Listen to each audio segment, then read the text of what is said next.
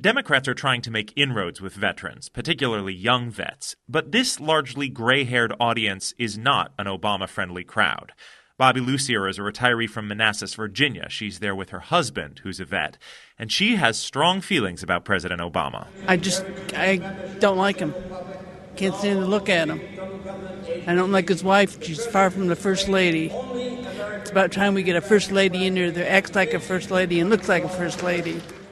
Context of white supremacy, Gus T. Renegade, video analysis of one of my favorite moments from the second 2012 presidential debate. Before we get to that, little context. The image that you're looking at, Ashley Todd, white woman, in my view, not a suspect, a racist white supremacist. She spread the lie that she had been beaten, mugged by a black male who wrote a B on her face, showing his support of then Senator Barack Obama.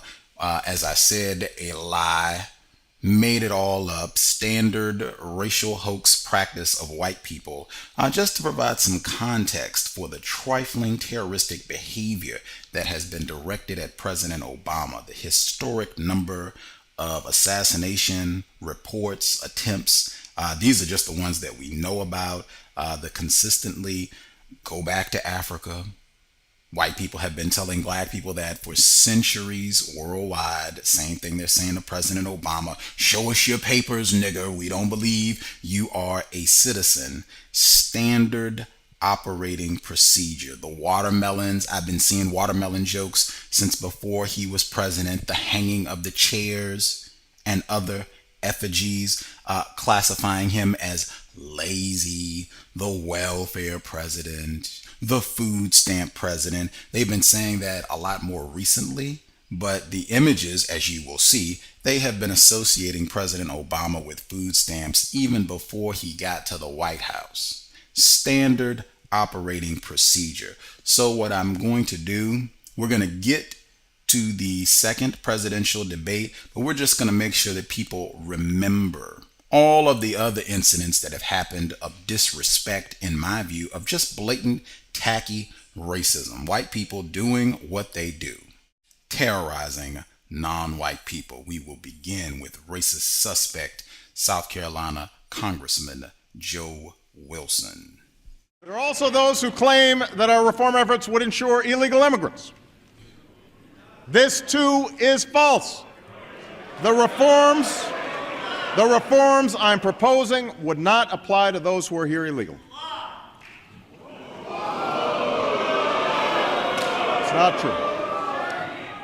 And one more misunderstanding I want to clear up. Under our plan, no federal dollars will be used to fund abortions, and federal conscience laws will remain in place. Now,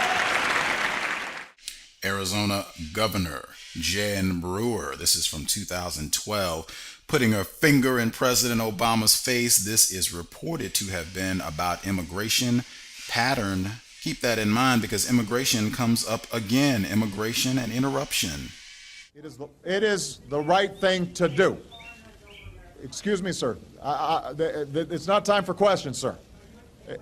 Not while I'm speaking. Precisely because this is temporary, Congress needs to act. There's still time for Congress to pass the DREAM Act this year because these kids deserve to plan their lives in more than 2-year increments. And the answer to your question, sir, and the next time I'd prefer you let me finish my statements before you ask that question, is this is the right thing to do for the American people. Baby, I didn't ask for an argument. I'm answering your question. It is the right thing to do for the American people, and here's why. Here's the reason. Because these young people are going to make extraordinary contributions and are already making contributions to our society.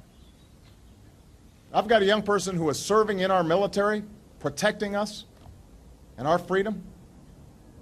The notion that in some ways we would treat them as expendable makes no sense. If there's a young person here who has grown up here and wants to contribute to this society, wants to maybe start a business, that will create jobs for other folks who are looking for work, that's the right thing to do. Now, the last point I'd make before 2 minutes is up, sir. No, I think I had 5 seconds before you interrupted me. Was I got to move you along. And the next question is for you. He actually got the first question, so I get the last question, last answer on that one. Actually, in the follow-up, it doesn't quite work like that, but I'm going to give you a chance here. I promise you I'm going to. And the next question is for you. So if you want to, you know, continue on, but I don't want to leave all these guys sitting here. Candy, I don't have a policy of stopping wind jobs in Iowa, and they're not phantom jobs. They're real jobs. Okay. I appreciate wind jobs in Iowa and across our country. I appreciate the jobs in coal and oil and gas. I'm going to make sure that taking advantage of our energy resources will bring back manufacturing to America. We're going to get through a very aggressive energy policy, 3.5 million more jobs in this country. It's critical to our future. Candy, it's We're going to move you along to taxes. I'm used to being interrupted. All right, we're going to move you both along.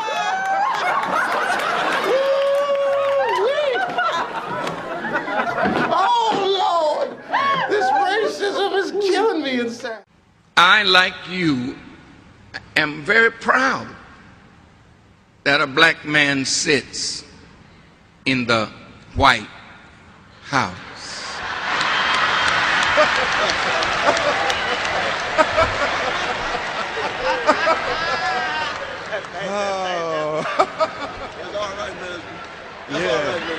But I also understand very clearly, and we should understand that it is the White House.